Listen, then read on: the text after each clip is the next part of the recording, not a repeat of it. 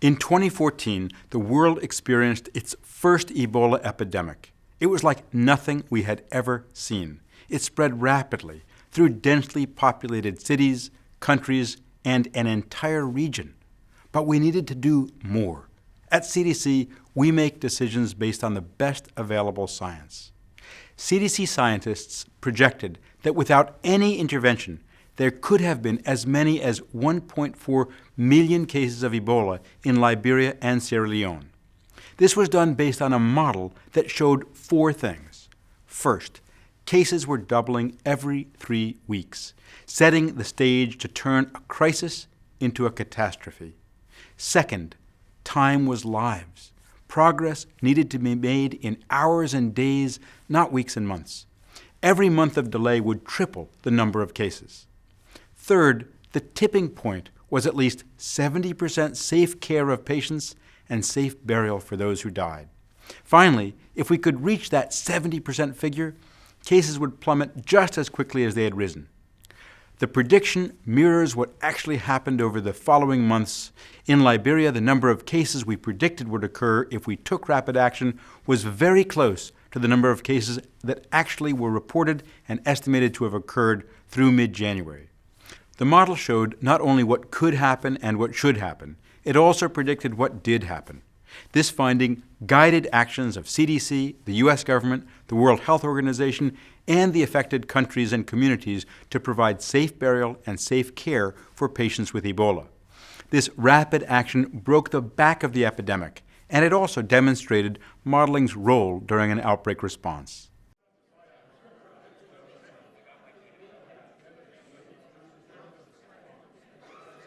Good afternoon, or good morning, or good evening, depending on from when and where you're joining us. I'm Dr. Phoebe Thorpe, and it's my pleasure to welcome you to CDC Public Health Grand Rounds for January 2016, Staying Ahead of the Curve, Modeling and Public Health Decision-Making. Let's get started, but first, a few housekeeping slides. We have continuing education credits available for physicians, nurses, veterinarians, and others. Please check out our website to see what you can find for it, more details. In addition to our website, we're also available on social media, and we are tweeting today. So please use hashtag CDC Grand Rounds for all your tweeting needs. We have a featured video segment called Beyond the Data. This month's segments feature my interviews with Dr. Myers and Dr. Meltzer. We also have partnered with the CDC Public Health Library to put together a list of articles related to modeling. The full listing is available at cdc.gov/scienceclips. Here is a preview of the upcoming Public Health Grand Round sessions. Please join us live or on the web at your convenience. In addition to our outstanding featured speakers, I'd like to take a moment to acknowledge the important contributions of the individuals listed here. Thank you very much. And now for a few words from CDC's director, Dr. Frieden. During an emergency, resources need to be focused on where they'll do the most good. Whether an infectious disease such as Ebola or a man-made or natural disaster, early action can prevent further spread of disease and reduce harm. But there's a paradox. Decisions about public health actions during emergencies are often most critical at the very time the least information is available. Initial outbreak data are often incomplete and limited, and there's often a fog of war reality to that period of time. An increasingly important part of improving the decision-making process is the use of modeling. Models can help answer how bad could it get, and can help predict which interventions are most important and thereby help prioritize resources. For example, modeling can estimate the cases, hospitalizations, and deaths averted from different interventions. This gives us real-time input in the midst of crises. Modeling can also inform the timing of interventions. For example, how might closing schools contribute to stopping an influenza outbreak? Modeling can also focus attention on the critical facts and the need to address them. As we saw with the Ebola modeling in September of 2014, modeling can also galvanize urgently needed action. The Ebola model highlighted how bad things could have been, how rapid the response needed to be, what needed to get done, and correctly predicted the shape of the epidemic curve, as well as the total number of cases that would occur with rapid action. Today we'll hear about how modelers are increasingly mining and combining diverse data sources, including traditional surveillance, molecular data, and social media to extract useful information. By making our assumptions explicit, identifying knowledge gaps, and allowing decision makers to explore the impact of response options, models can deepen our understanding of a multifaceted and often rapidly changing situation. Modeling has demonstrated its value, and it will continue to grow as a vital tool for public health decision-making. And now for our first speaker, Dr. Lauren Myers.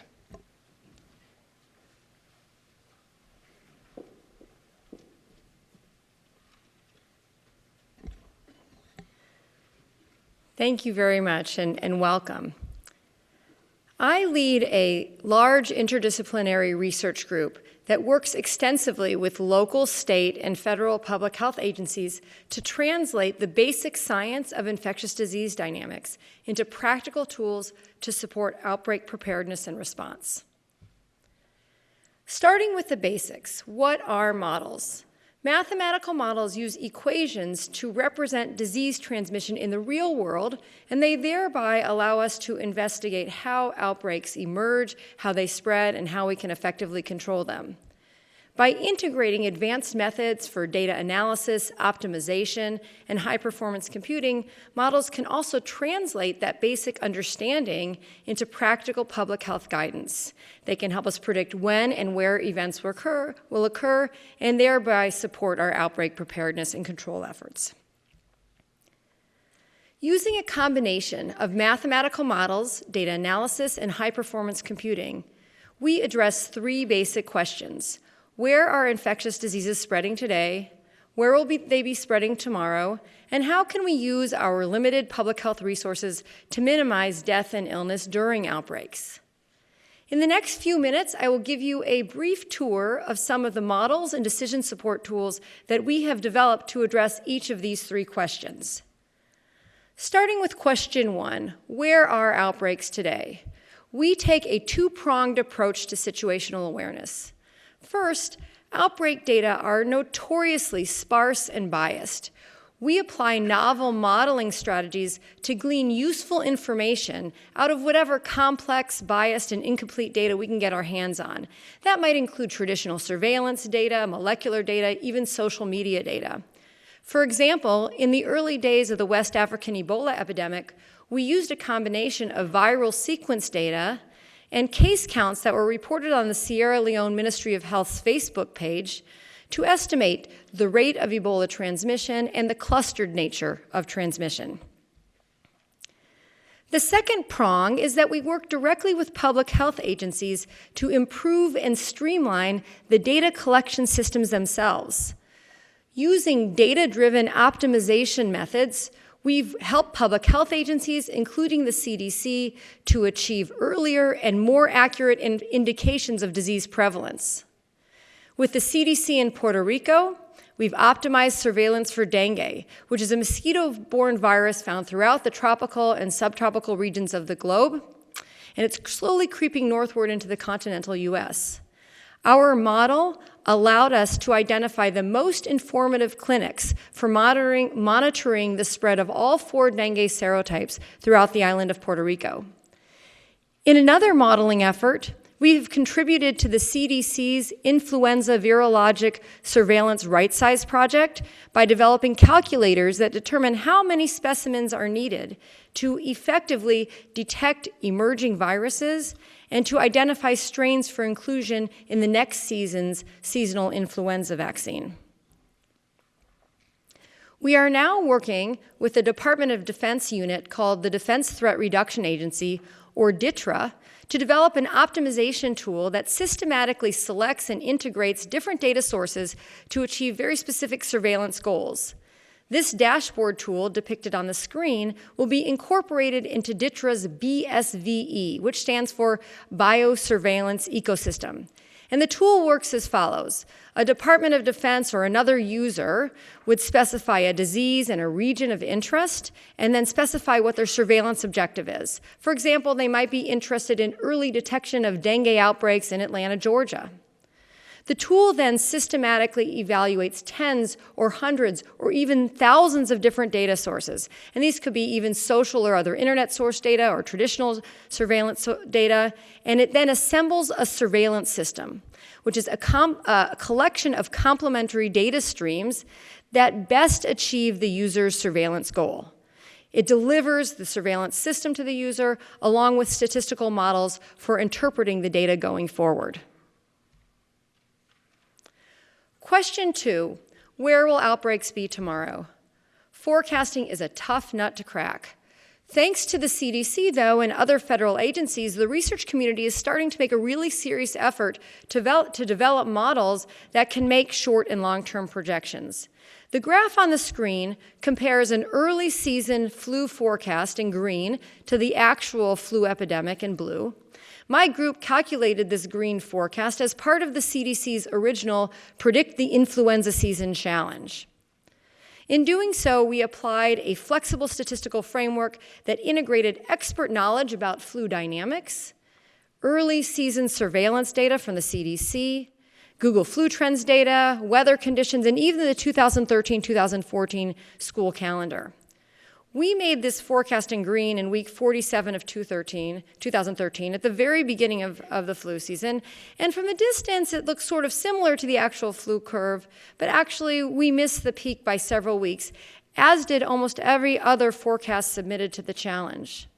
Since then, modelers have been making rapid progress in predicting influenza and communicating the uncertainty in our forecasts, but there is still so much work to be done for influenza, and especially for diseases about which we know much less, like Ebola. In much of our work, half of the battle is won through careful articulation of the problem.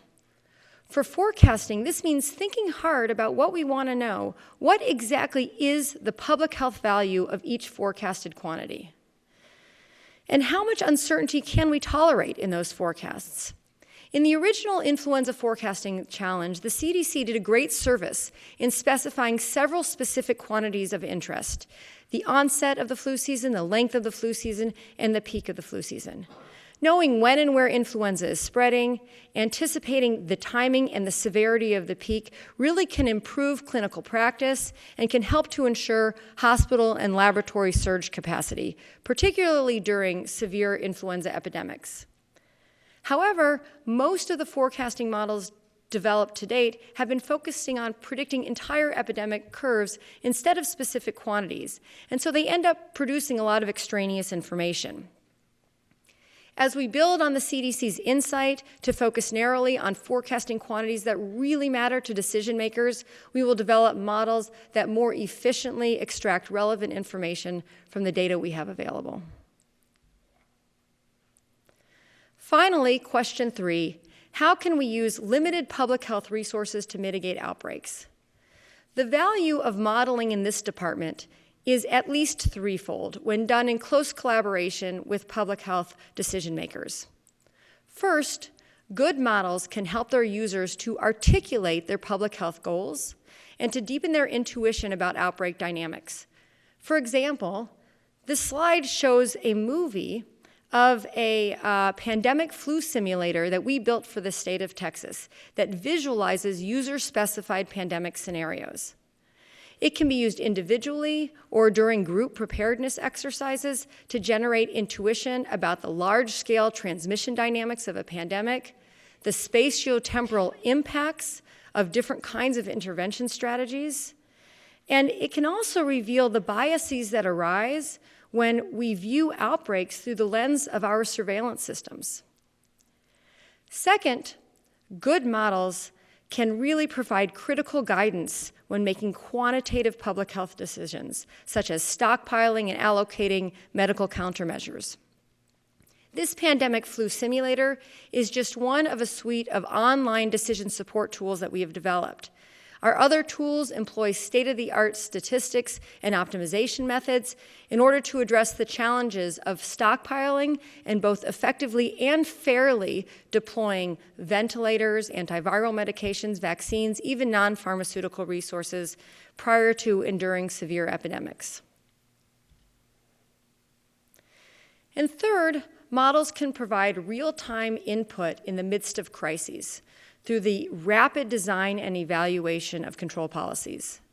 During the early months of the recent Ebola epidemic, many research groups like ours rapidly adapted our models to address mitigation challenges. For example, in my group, we modeled the potential impact of subclinical Ebola infections on our epidemic projections and on our potential impacts of control efforts. And we also modeled the possible benefits of rapidly ramping up convalescent blood and plasma transfusion therapy in the West African clinics. This really is a transformative moment for modeling. Scientists have been developing powerful epidemiological models for over a century, but only recently has the public health community begun to broadly embrace their value. We are finally seeing unprecedented public investment in modeling, collaborations between decision makers and modelers, and tangible model-driven policies.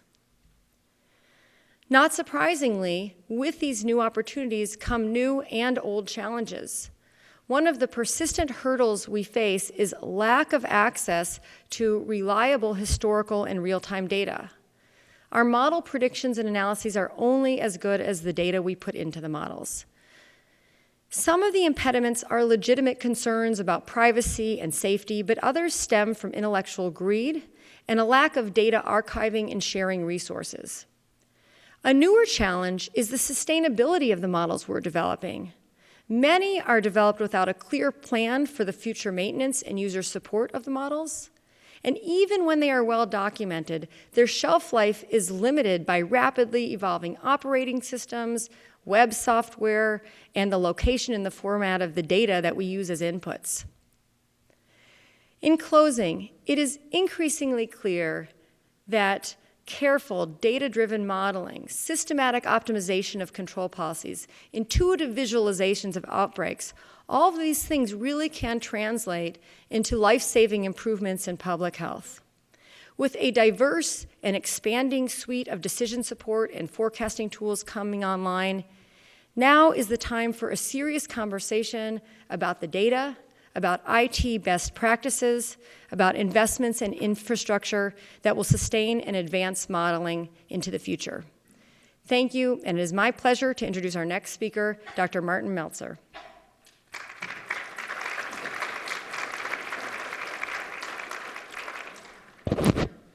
Good afternoon. My name is Martin Meltzer, and I lead a small health economics and modeling unit in CDC's Division of Preparedness and Emerging Infections. When looking at the use of modeling, particularly when responding to large outbreaks of infectious diseases, we always find that the leadership asks these three types of questions. And if you think about it, if you were in charge of responding to a large outbreak of an infectious disease, this is the type of information you'd want on your desk as soon as possible. Indeed, in 2009, when the H1N1 influenza pandemic of that year started, Dr. Dan Jernigan, who will be speaking next, asked me on the first day that I arrived at CDC's Emergency Operations Center, he said, I need to know how many people will die. And this was back in April, before the pandemic really started going. It is inevitable, though, that in order to plan and prepare, you need to know how many, and what will happen to them, and how well will our interventions work. You need that information to make judgments about where you should use your limited resources to make an intervention. It's not the only questions we face, though. Here is a list of some other questions that we faced during the pandemic, and as you can see, the nature, the flavor of these questions changed as the pandemic moved through time. For example, at the very beginning, when we had no vaccine yet available, one of the first pieces of information needed was what would be the impact of school closures, because we could close schools at any time. And why would we want to close schools? Because children are very often the vectors, the children are the ones that produce the most onward transmission.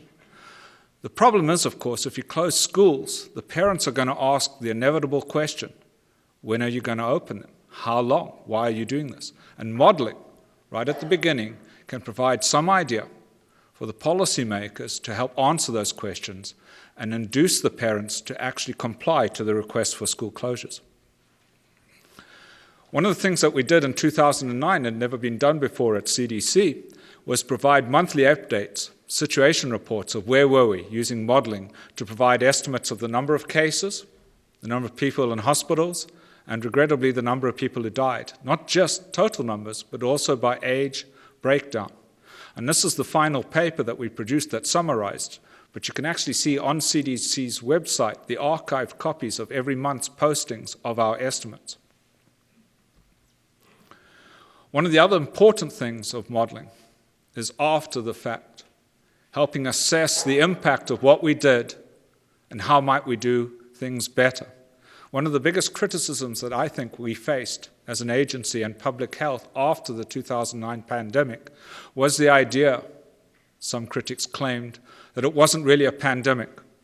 After all, we ourselves had estimated that there were some perhaps 12,500 deaths in the median with a range, and to be honest, sometimes we have seasonal non-pandemic influenza seasons that have more deaths than that. So where was the pandemic, they claimed? Well, by using modeling, we could delve into the numbers and look a little bit more closely as not just the total numbers, but where was the burden borne.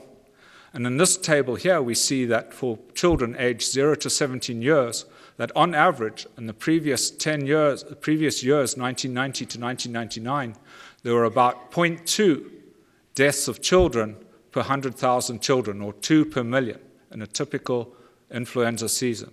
But during 2009, that rate increased by over 8-fold to 1.7 per 100,000. Clearly increased risk, and I would put the question to our critics, what must be the increase in the number of children die before we do declare a pandemic? So I think these numbers clearly illustrate that indeed we did react properly, there was a risk, it was unusual, it was a pandemic. Moving forward in time to the just closed out Ebola outbreak epidemic in West Africa, modeling was clearly part of CDC's Emergency Operations Center. The photograph at the bottom right hand is the CDC's Emergency Operations Center conference room, and this is a picture of the daily conference where the incident manager, the person with the back to the picture, in this case it would be Dr. Inga Damon, and around the table and around the walls are the people who provide daily updates to her and the rest of the teams regarding the situation and the problems faced. What you can't see because there isn't a specific label is that modeling was always present nowadays at these Emergency Operations Center conferences and updates. And again, to illustrate what I said at the beginning about the need right at the beginning for leadership to have estimates of impact, this graph illustrates some of the numbers that we produced in early August 2014. And I think everybody has probably heard of our estimates that if we did nothing, if there were no increase in interventions, and no further changes in human behavior, we had estimated that by January the 20th, 2015, there would be approximately 1.4 million cases in Liberia. And as we all know, fortunately, that didn't happen. But we also provided a very essential piece of information. They said, if there is an intervention, and we went big, we would have great big reduction in the number of cases that would occur. This is the blue line, and the estimates are circled with the yellow circle. So this slide in itself gives two very important pieces to leadership. One is, what is the cost of doing nothing? And two, if we do something, and here's the important part, with existing tools, this isn't waiting around for a magic vaccine or a wonderful new as yet undiscovered drug to emerge. This is using techniques that we knew back in August of 2014, knew that would control and contain Ebola. This is what would happen. And indeed, one of the other graphs that we produced, and the important part here is that we originally did not produce this. This was done at the request of CDC's leadership to help them communicate with other policymakers regarding both the need to have an intervention and the speed. On this graph, we show the cost of delay. For every month of delay in response, there'd be an over 3-time increase in the number of cases that would occur. In other words, delay costs. And with a very simple graph, we can illustrate that in a very clear manner to virtually anybody who looks at it.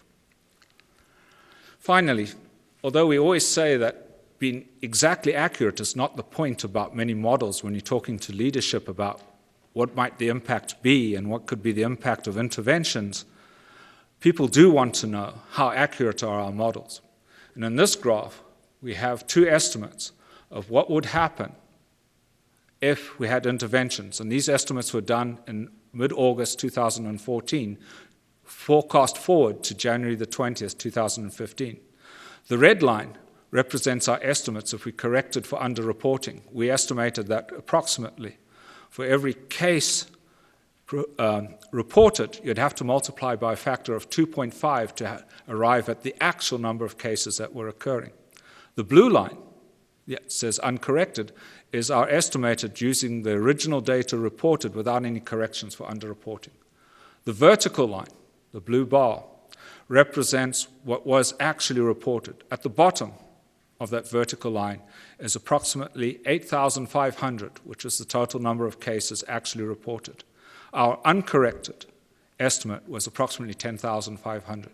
In other words, our 6 months ahead forecast was within 23% of what actually was reported. What this graph really shows is that leadership, when they come to the next event, can have confidence in simple models, which is what we built, and providing reliable estimates upon which they can balance and make decisions right up front about what interventions they should deploy. So, we didn't only produce estimates of number of cases and draw line graphs. One of the more important things that we did was also look at the risk of spread, and we produced several maps like this one.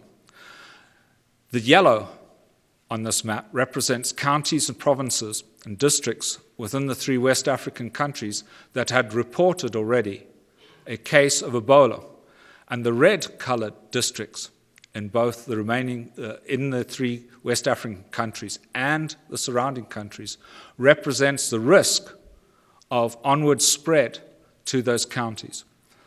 The darker the red, the higher the risk. And in fact, this map was rather accurate because we accurately predicted within this map that in Mali, in the Bamako province, there would have a certain risk of cases occurring, and that is where, in fact, a handful of cases did occur and were reported within Mali. So here's sort of summation of the modeling's major contributions during an emergency response. First of all, before there are a lot of data, we can provide estimates of the potential size of outbreak.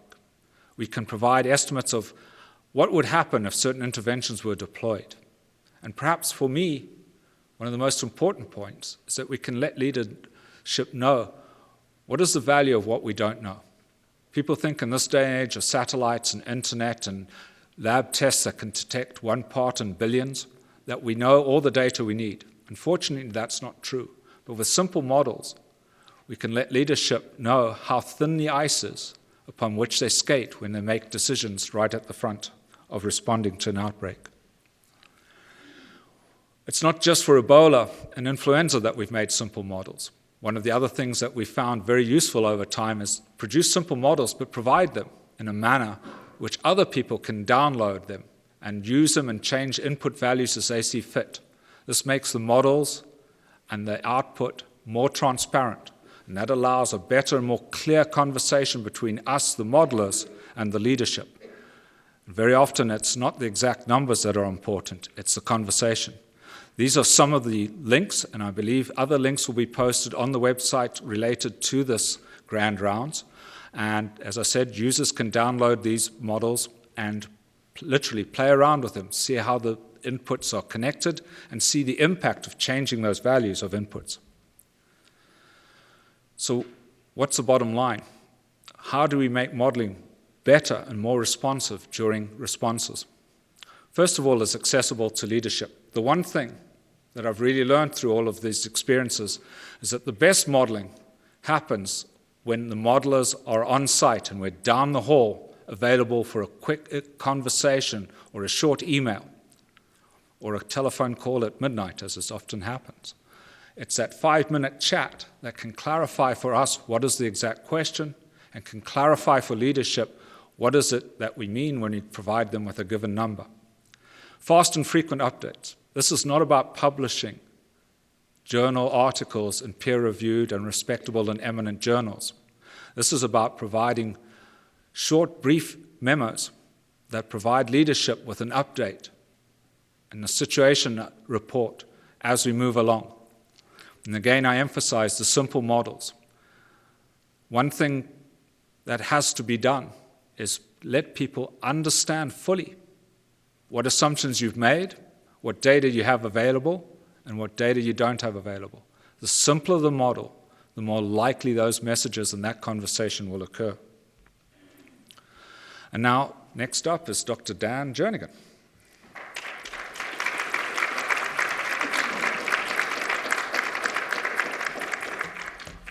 Well, thank you very much for the opportunity to speak. I've been asked to speak on the application of modeling and forecasting for preventing influenza. I'm not a modeler, but our division is one that uses a lot of this information to help make decisions and to determine where to go.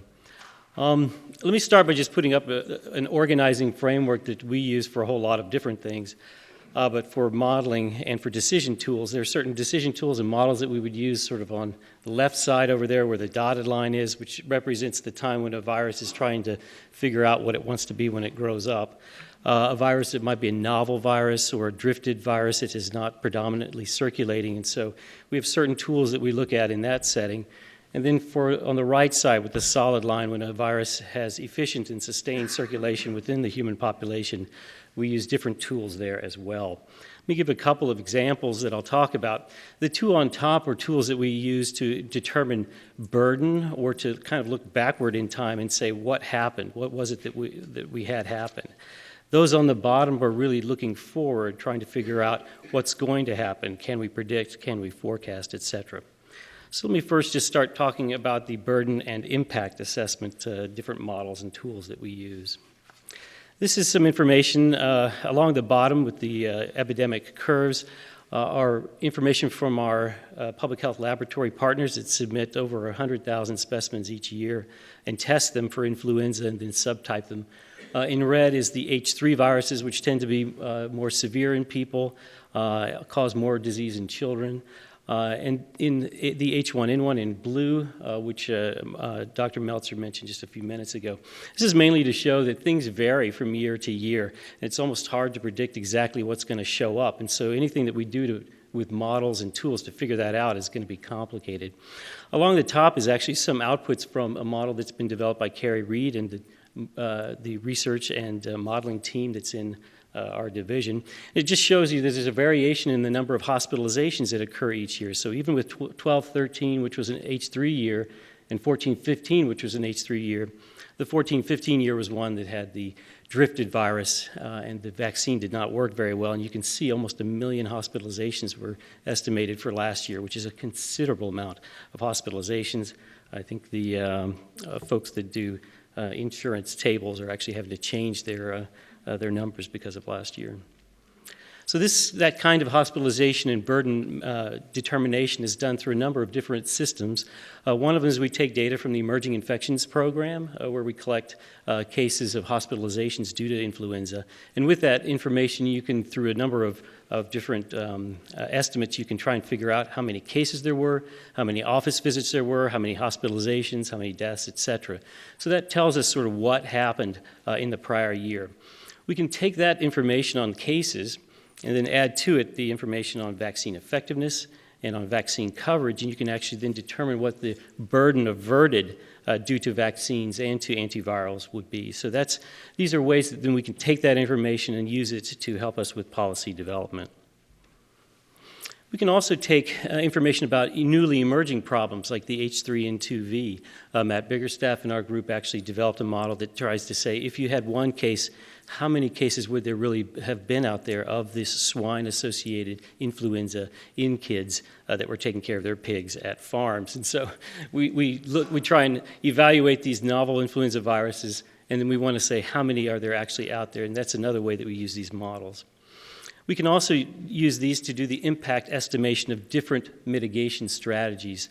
So for last season, when we had the drifted H3N2, there were requests that we go ahead and make a monovalent vaccine last year as an emergency. And so we were able to take models and determine what would be the impact, how quickly could it be made, and would it be worth it? And so those are ways that we can make public health decisions by running through the numbers with different scenarios. The other thing that's been developed is from Carrie Reed and her group looking at the pandemic severity assessment framework. So if you have a little bit of information early in a pandemic, how bad is it going to be? And so with some data inputs, sometimes you have little data inputs, sometimes you have a lot of that information, but either way, they've developed a framework that allows them to say, what's the severity of that pandemic relative to other seasons and other pandemics, and how transmissible is it?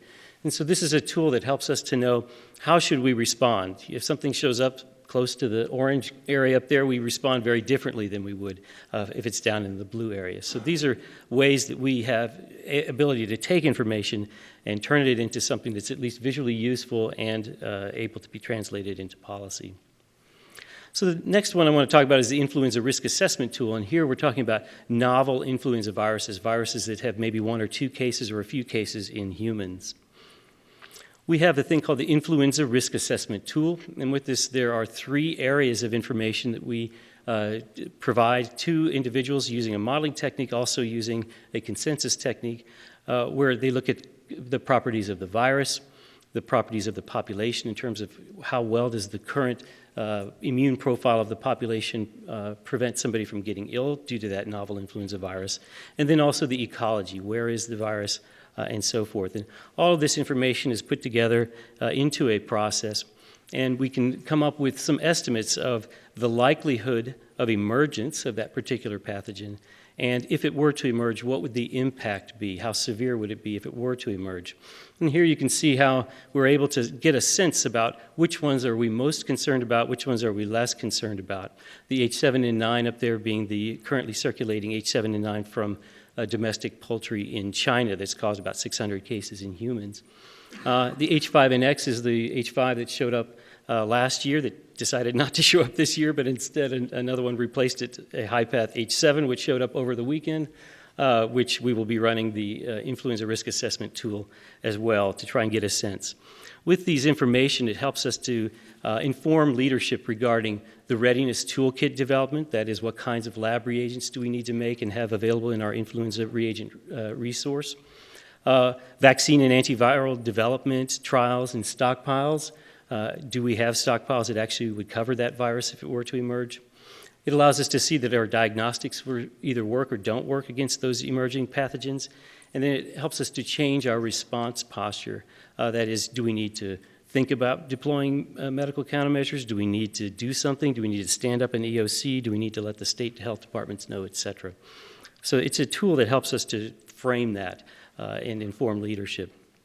So looking forward, let me talk about disease forecasting. This is an effort really been driven by Matt Biggerstaff and Carrie Reed in our group, which was mentioned by Lauren previously.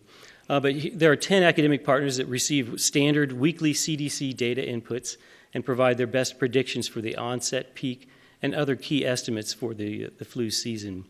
In this situation, CDC serves as a model broker to assure that there's accurate and available data via a web portal for participants, and to assure that there's collaboration, but also so that there's comparison of outputs.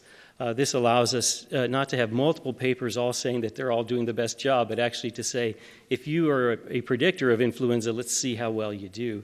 And really what we're finding is that it may be that ensemble models or the collection of different models or different models for different purposes together may provide the best estimates. And so this information is available and you can actually look at it. Let me talk really briefly about dynamic modeling. So it was mentioned earlier by Lauren about MIDAS, but the Models of Infectious Disease Agent study also does influenza modeling. It is an academic and government collaboration. They develop complex mathematical models to test the impact of different influenza emergence scenarios and variations in timing of interventions. These models incorporate multiple inputs and assumptions. They are complicated and dynamic. Some of them are agent-based, and the inputs sometimes they're very sensitive to, and so a small perturbation at the front end of one of those models can lead to some very interesting outputs at the end. But I think this is really where we want to see more happening, and with more supercomputing and high-performance computing processes available, I think these kinds of things are going to be much more useful for us. But this is the kind of thing that kids don't try that at home. It's a little too complicated. Other groups are developing dynamic influenza models. One example from MIDAS is over there to the side. This is the one from every TV show you've ever seen where the country eventually turns red. They're the ones that do that. So finally, let me talk about virus fitness forecasting. And so this is really looking way forward, the holy grail, looking at possibilities for real-time genomic and antigenic virus fitness forecasting. So CDC, WHO, collaborators, we're all working together to develop models that combine whole genome, next-generation sequencing data, which we are currently doing on every virus that comes into the CDC for surveillance, antigenic data, which is really understanding the protein itself and the impact that it has on the body when it tries to respond to an influenza infection. And then also throwing in the geotemporal and epidemiologic data from surveillance. So this is intended for us to say, what is that drift variant that's starting to show up, and is that one going to be the one that takes off and becomes the predominant virus that we should be picking for selecting vaccines? So the goal is to identify the most likely viruses to predominate and improve the selection of candidate vaccine viruses. So this is not something that's that easy to do, but it is something that we would really like to continue working on and find a way to make this happen. This next flu here is from Trevor Bedford, who was with us last week, really showing that this is an online tool. If you want to go to that website that's there, you can actually play around with the information that he has from all the sequences that have been provided to him. So in conclusion, practical use of historical data can help estimate impact of emerging and influenza severity. Modeling of epidemiologic and laboratory findings can be used to estimate the likelihood of novel animal origin influenza emergence and severity. Influenza disease forecasting through ensemble modeling efforts may help disease control efforts, and use of epidemiologic, genomic, and antigenic modeling forecasts may help select best vaccine virus candidates in the future. And now it is my pleasure to introduce Dr. Richard Hatchett.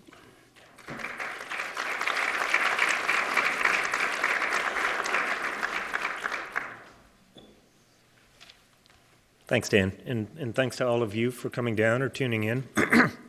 Like Dan, I'm not a modeler, but I've been operating at the interface between modeling and decision-making for more than a decade.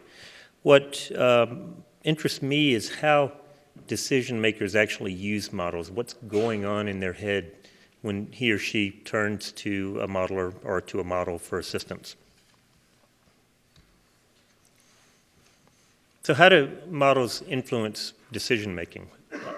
Decision makers structure and solve decision and planning problems that take into account a multiplicity of considerations.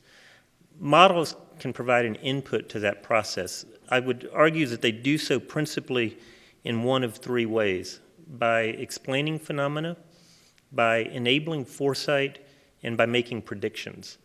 What decision makers want most, particularly during an emergency, is to understand the risk environment, preserve flexibility, and reduce their decision space. And models can help them do all of these things. But first, I think a word of caution is in order. It is a good thing to maintain a certain degree of skepticism about models. Models can help frame decision problems, but very seldom will they solve them. Like every other tool, models can be misused, whether intentionally or unintentionally. They are stylized, often highly stylized representations of the world, and they capture only a part of the world's complexity. They are almost always fit to a specific purpose. So decision makers must be careful not to misemploy them not to draw conclusions in domains other than those that the model was designed to address. Models are not maps, and they shouldn't govern decision-making or be used in isolation to direct action.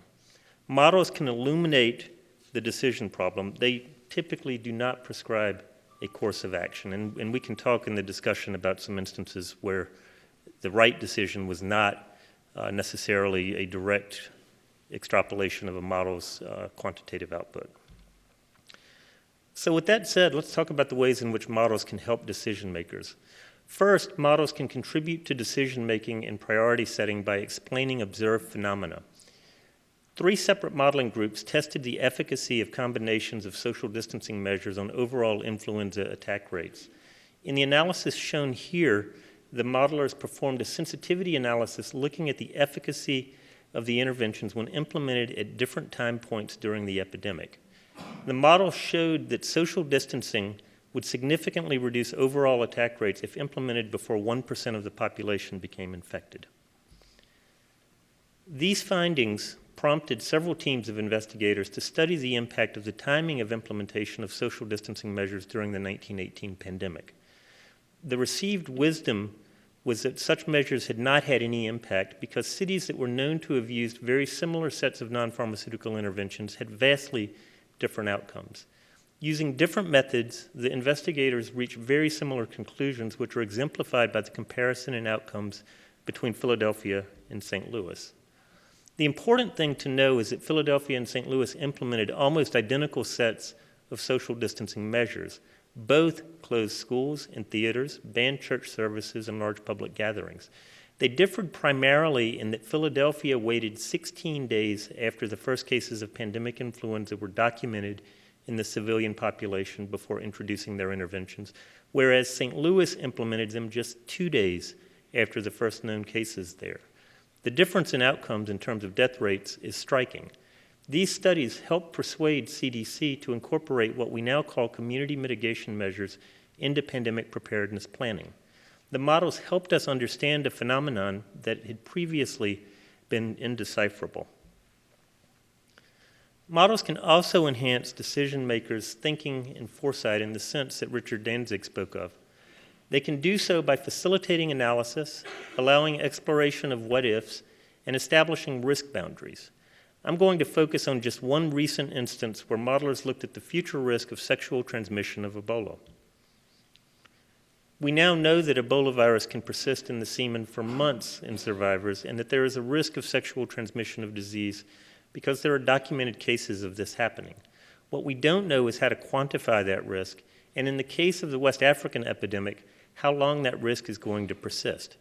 Taking recent data on viral persistence in semen and crosswalking this with the number of known survivors by date of illness, modelers have been able to make projections about how much of the total risk we currently face and estimate how long that risk will actually persist.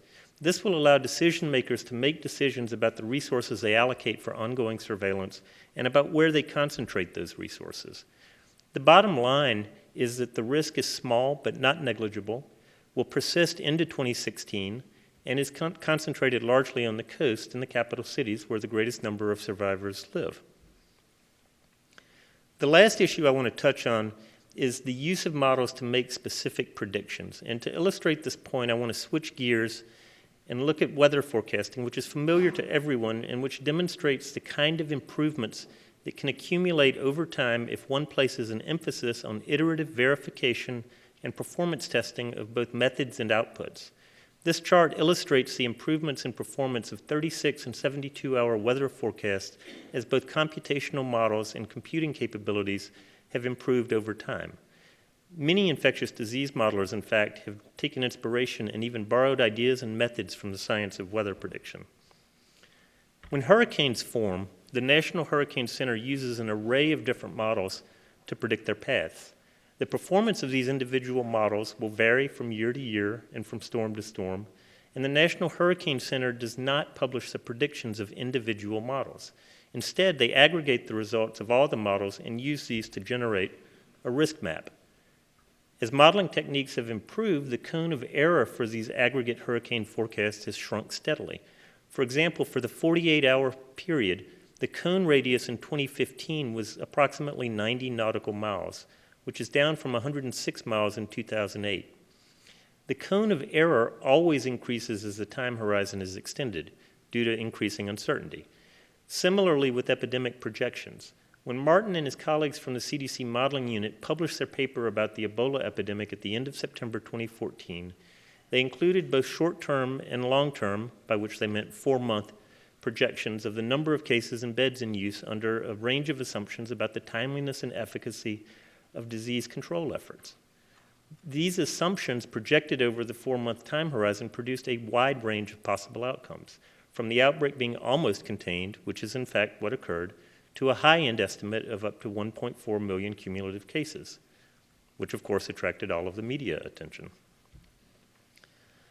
The methods that infectious disease modelers have developed to improve the predictive accuracy of their models iteratively adjust both observable and unobservable variables and parameters as data accumulates, and the model is integrated through time.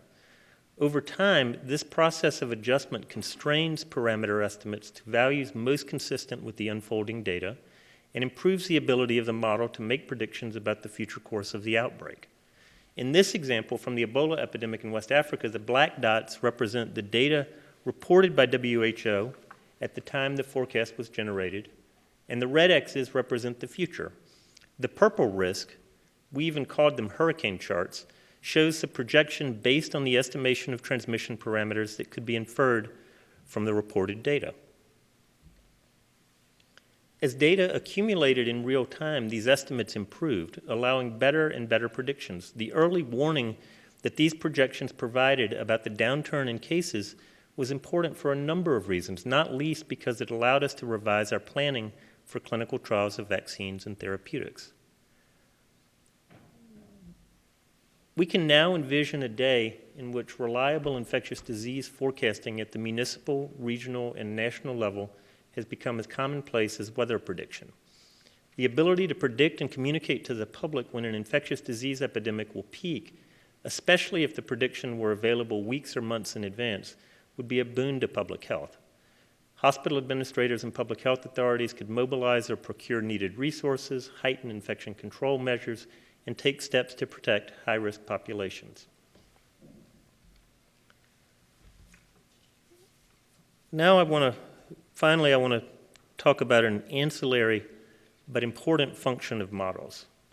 Steve Banks, formerly of RAND, observes that when models are introduced into policy discussions, they often function as conduits for communication, focusing and enriching the dialogue between stakeholders. Facilitating dialogue isn't usually the modeler's main goal, but it can have a profound impact. Models that do this, Banks says, are like campfires in the way that they draw people together. A campfire provides light and heat at the same time that it serves a more oblique prosocial function. And depending on the context, the value of the latter can predominate. Martin said, sometimes it's not the numbers that are important, it's the conversation. And I think this is probably a good point to move into the conversation, so I'll stop here.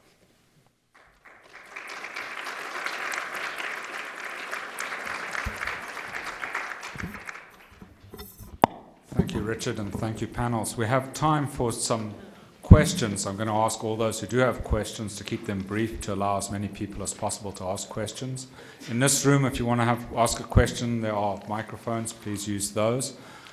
Susan, we do have questions from the internet or watchers. What's our first question, please? We do. From our online audiences, how can we improve the uptake of mathematical modeling and economic analysis in the decision-making process at the local and state health department levels in the United States? Me. How do we improve that? I guess I think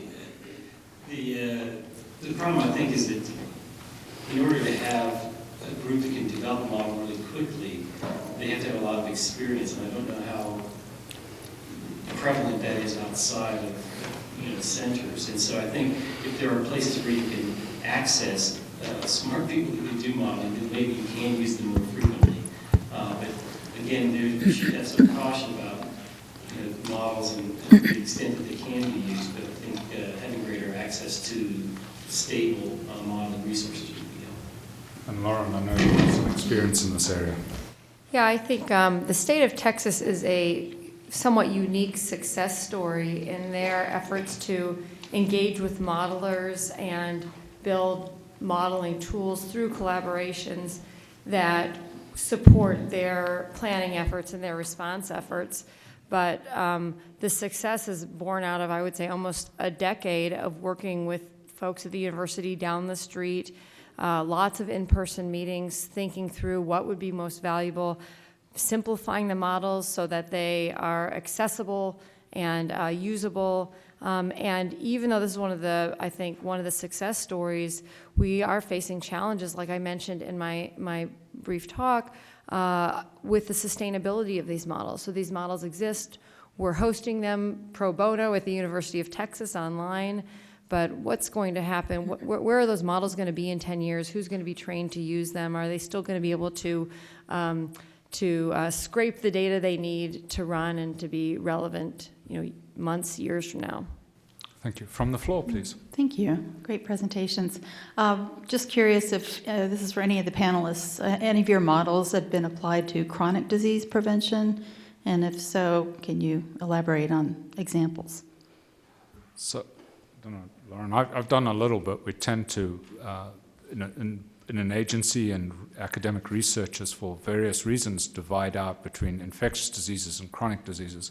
But from an economist and modeler's point of view, the big difference, as far as I'm concerned, between chronic diseases and infectious diseases is often the speed at which they evolve and wrap up the population. So I don't think in many ways there's that much difference. We have worked for things like hepatitis B, which I think is a very good example of a disease that crosses the bridge between the acute infectious disease period. In fact, the greatest burden from hepatitis B might be the chronic impact that you might see 20 or 30 years down the road from diseases. So I think a lot of the lessons that we learned here can be applied to chronic diseases, perhaps not with the greater urgency, but certainly in terms of communication and the need for easy-to-use models that are transparent by a number of people at the state and local level, where if you're going to control a chronic disease, it has to occur within the community. Thank you for a series of very nice presentations. My question is, the presentations provided here gave a very strong argument for the maturity of the modeling process in acute outbreak settings. What you didn't show us were the modeling efforts that failed in that same time frame, those same events. So I'd appreciate some perspective on, are we really at the golden age of acute response modeling, or is it still pretty much 10% of these models are really, in the right hands, the right places, achieving the goals? Okay, difficult question. Who wants to take a crack? Yeah, Red. Thanks, Dan. It's a terrific question. I mean, one of the points that Martin made was, there were two important points. One was the importance of anticipating the questions that decision makers need answer. The other point that he made, which poses a challenge with respect to democratizing modeling to state and local authorities, is the importance of having iterative engagements between modelers and decision makers to, as Lauren said, half of the battle is won if you can articulate the question correctly.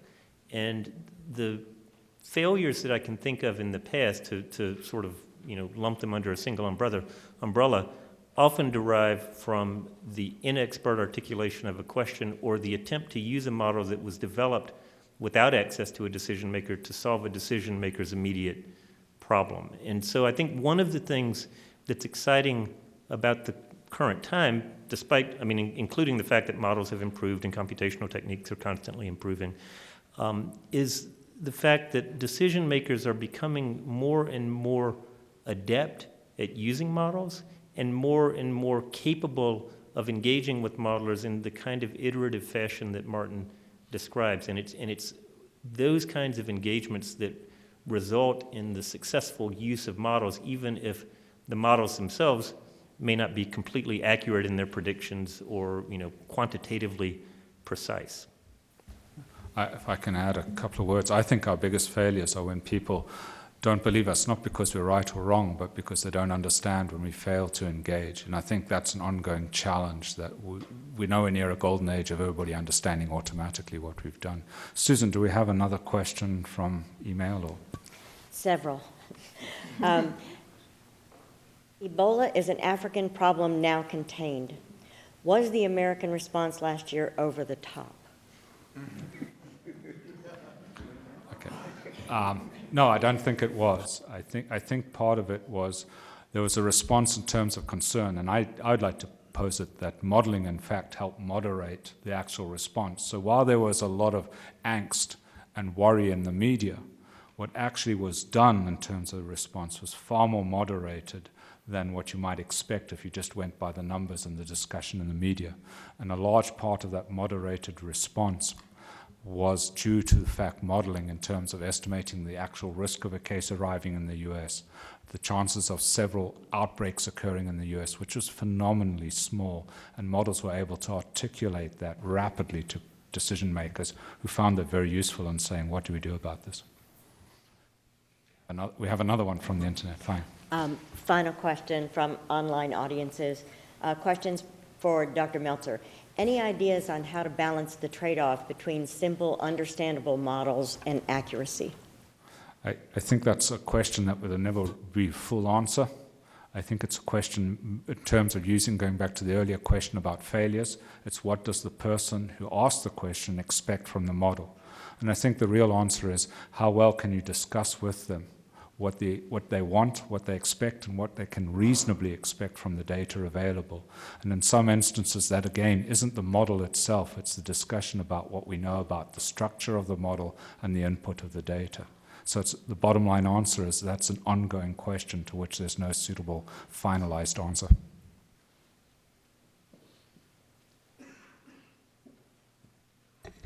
Thank you all for joining us, and I'd like another round for the speakers. Thank them very much for their time.